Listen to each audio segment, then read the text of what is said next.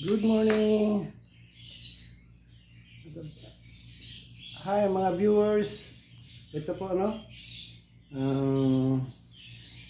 gusto ko lang sariwain yung buhay ng aking pagkabata na halos sa araw-araw ganito.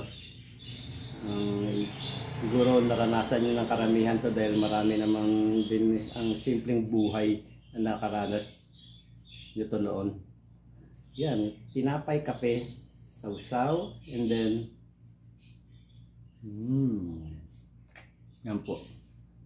Ganyan po kami noon. Every morning. Okay na po kami sa ganito. Wala pang mga notera. Pero kung yayamanin kami noon, kung medyo meron ng parents ko, pupunta kami sa isang tindahan doon sa Manila. I think piso lang isang monay kay Ma'am Pepe. At may peanut butter na po yun. Ganyan lang po kami kasimple. Dati ang buhay namin. Kahit ngayon po, simple pa rin ang buhay namin. Pero medyo kahit pa paano siyempre nagsusumikap. Ayan.